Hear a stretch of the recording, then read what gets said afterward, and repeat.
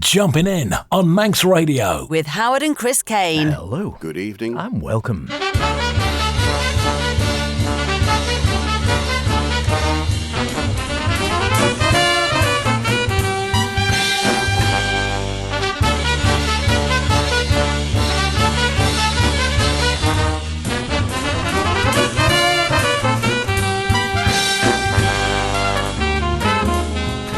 Here we are once again. It is Jumpin' In, of course, Friday evening here on Manx Radio. And Jumpin' In, well, it is the best in modern and contemporary jazz, as you probably know by now, with myself, H. And me, Chris. Happy July the 4th. Yes, welcome along to this week's show. Can you believe it? We're over halfway through the year. Schools break up for holidays in only 2 weeks' time, so the question is whether or not you've already had the best of the weather. Still, Wimbledon's on, so grab your pims and strawberries for the cream of the crop of the latest jazz output. So, H, what tunes have had the dust flying off the bass line for you this week, and what made you cry, new blues, please? I'm going from blue to green, the surrounding green. In fact, Fred Hirsch's latest with his trio Drew Gress and Joey Barron. Been enjoying that very muchly. A bit of VJ Iyer, very intense late night music, but that's been a cracking one as well. And Miles, he's smiling today. And from me, well, we're not ready to spread our wings. We're in the presence of royalty, the presence of presence, and to get the juice flowing, here's Juice, see what I did there? Here's the Quentin Lawty's big band with Hunger Stones.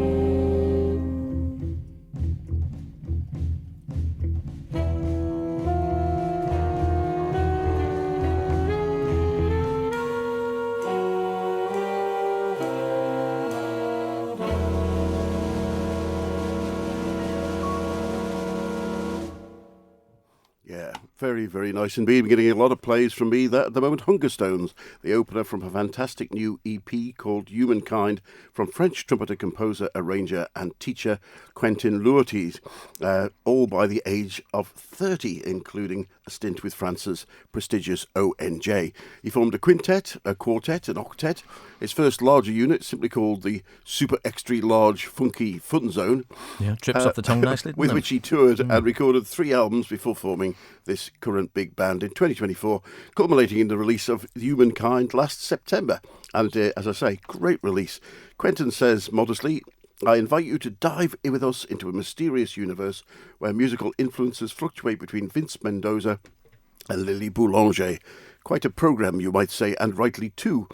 Each track tells a story of a significant event that has happened in recent years, painting a broad picture of humanity at the beginning of the 21st century. In American Blizzard, Ethiopia's Walker Tower, this album's intended as a witness to pivotal moments in our history. And who am I to argue?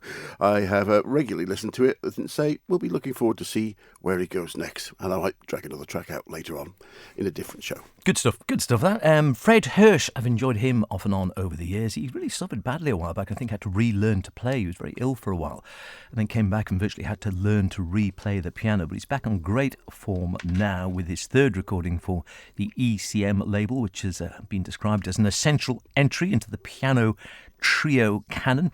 Hirsch taking along or tackling a handful of 20th century compositions, as well as a few originals and a few less frequented tunes. And one of my favourites, an Ornette Coleman classic, Law Years.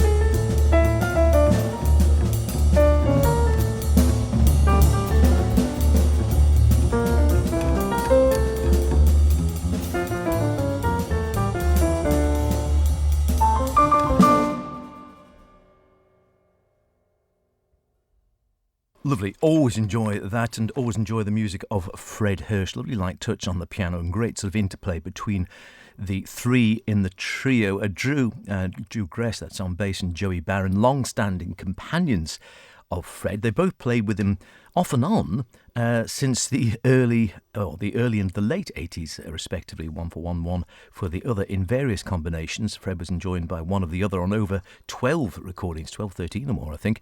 But this, amazingly, marks the first studio recording as a trio, and you can really sort of buy into that collective approach. Fred himself, like I said, a mainstay of the scene around New York. I've never seen him play live. I'd love to see him. Yeah, I'd love to see him in a small club sort of setting. Joey, says Fred, is such a genius with the dynamics. It's no problem for us at all to hear each other in the auditorio. Yeah, lovely light player. I've seen Joey a few times, and again, a really quirky, lovely, light, orchestral type of player. Sometimes turn the snare drum upside down and plays with the sticks with his fingers sometimes. A really lovely light player. Enjoying that one a lot. As I say, it's on ECM, the Surrounding Green, the Fred Hirsch Trio. A good one for the car, or play it late at night as well if you like. Yeah, very, very nice indeed. And next up from me, a fascinating release from Boston-born pianist David Leach, The Ground That Holds You As You Fall Forever.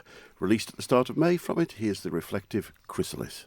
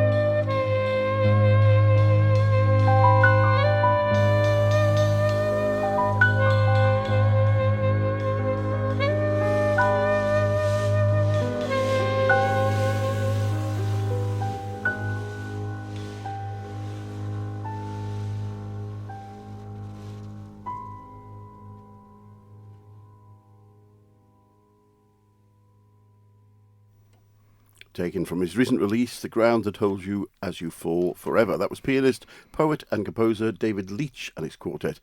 Massachusetts-born David says of his music, "I wanted to make a record that captured the range of music I like, from every which direction that has inspired me, and I think about myself as a musician," he says. "I was driven to modern classical music on equal footing with jazz, folk, rock and even metal. And influences include Joni Mitchell, Philip Glass, Olivia Messiaen and Swedish extreme metal band Meshuggah." I know him well. You could expect variety on his piano-led quartet release, and you won't be disappointed. I mean, it really does. The next track is almost sort of a heavy, but it's a really good album. The quartet includes the resident professor of improvised music at both Berkeley and MIT, Livy Harufi, on sax, normally at home on either tenor or alto. In this set, David asked her if she would predominantly use sopranino. And the rhythm section is rounded off with John Lockwood on bass and Dora Herskowitz at the drums. And very nicely it is too. You're listening to Jump In, the best in modern and contemporary jazz. Chris and myself, H, with you every other Friday. And we alternate, of course, with our sister programme, Sweet and Swing, which is big band nostalgia and all that jazz, as they say. And it is all jazz. Good stuff as well, just different eras. Check it out. Any thoughts, of course, drop us a line. Howard Kane at manxradio.com, Chris Kane at manxradio.com. We'll get to them both. You can send them both at the same time if you like, and we can read them simultaneously. Simulcast. Just remember, Kane is C-A-I-N-E. Love to hear from you. Any ideas, any music you'd like to feature, an artist you'd like to hear us play? Let us know what your thoughts are. You can never go wrong with a bit of Miles, and it's strange how things just crop up on Facebook. Not that I ever understand the algorithms and everything else, but suddenly of late I've been bombarded with a whole load of adverts for T-shirts and sweatshirts with classic album covers on the front. And one of them was this one. Well, this album, this track, Miles Smiles. I've always enjoyed the album, and I've always enjoyed Gingerbread.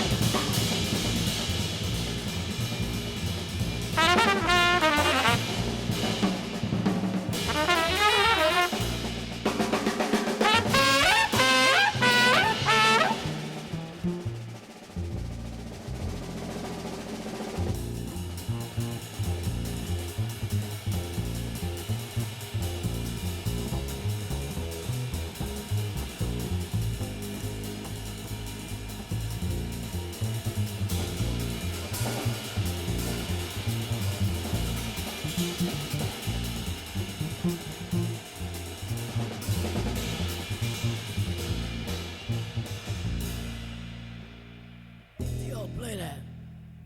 Tio. I love.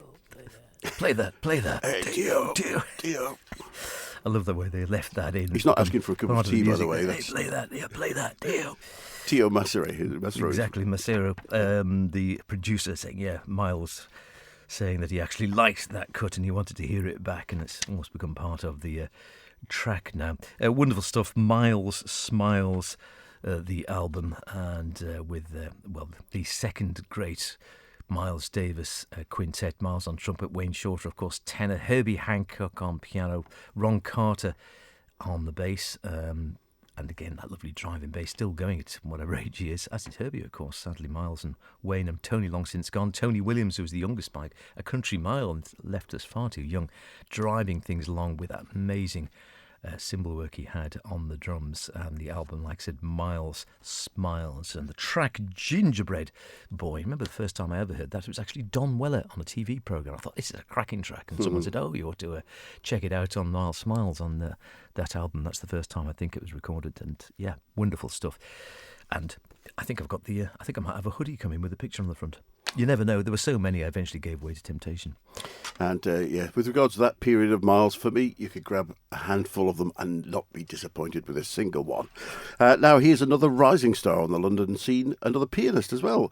Pianist and composer Sultan Stevenson, for his second release, has moved from Whirlwind to Edition Records, but keeping the same format as his previous release, Faithful One.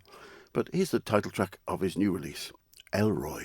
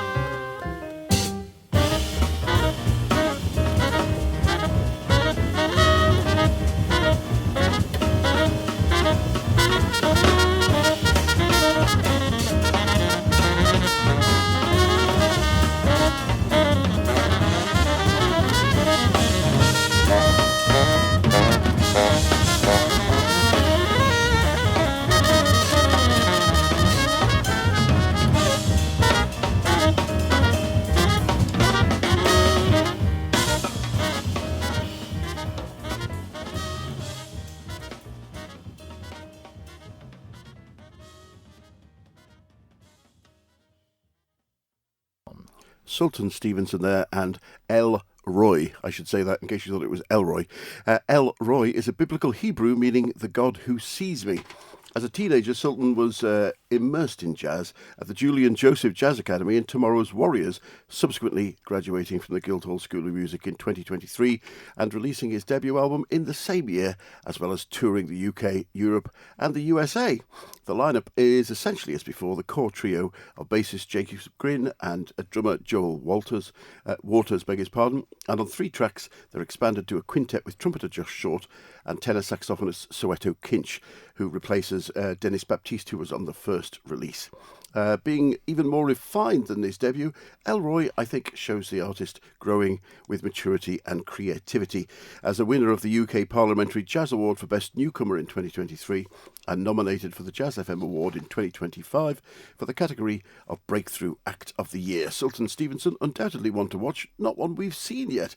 He was at last year's London Jazz, so we can keep our fingers crossed and see. But having launched the album this April, this new one, at the Purcell Room on the South Bank, he's currently touring Europe, returning for Brecon Jazz in August. Yes, Brecon Jazz is back, if you have the time to go and see that. And he was at London Jazz last year, as I said, but we didn't catch him, so fingers crossed for this one. Fingers crossed indeed. Now, something... This is late night stuff, it has to be said. Don't play this in the car. Probably don't play it in a noisy situation. It needs to be either on your headphones, in bed, or put in a dark room or something late at night, and then it's cracking stuff. This is the duo VJ Aya and Wadada Leo Smith, their second album called on ECM label called Defiant Life. It follows on 2016's A Cosmic Rhythm, with each stroke and is described as a profound meditation on the human condition. Well, you can take that or you can leave it, as it were. I've been really enjoying this one late at night. I do emphasise that. It needs to be something you listen to. You don't do it while you're washing the dishes or whatever. You sit down and listen, and then it repays. Close listening.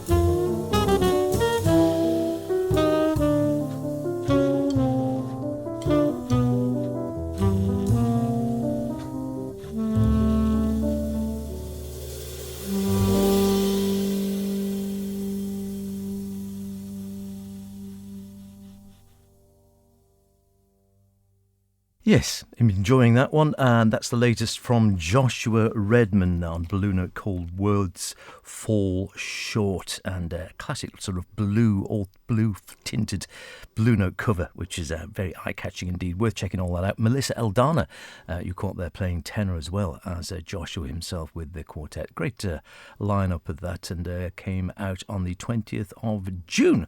I think it goes on towards the end of June in any case. I still haven't heard the whole album, if I'm really honest, but so far I've been liking what I've heard. And before that, VJ Iyer, the academic of the keyboard, along with Dada Leo Smith in their duo called Defiant Life on ECM. And again, that sort of ambient soundscape they are creating there, which VJ was sort of saying he really enjoys working in this duo setting. It's quite intense, it's very academic, as I say, late night ambient listening music, and really good actually if you put your headphones on. Check it out. Well, I know we've said it before, but I will say it again. I think ECM are back on a purple patch, although perhaps they never really went away, but there really are some very strong releases at the moment. And that's just about it for this week's show. We'll be back at the start of the school summer holidays, can you believe it, in a couple of weeks. But before we go, just time to fit in a track from Pakistan-born American jazz guitarist and composer Rez Abbasi, here playing exclusively acoustic guitar on his great new album on Whirlwind Records and released last week called Sound Remains. It's his 17th release, can you believe, and his third with this working quartet of Bill Ware on vibes, Stephen Crump on bass, Eric McPherson at the drums, and Hassan Basker on percussion. Here's Presence. Good See name, you soon. Hassan Basker, love it. Hassan Basser. I shouldn't say Basker because he's the pianist. Hassan Basser, the percussionist. Hassan, even better. Hassan Basser, love him. Great stuff. See you in a couple of weeks.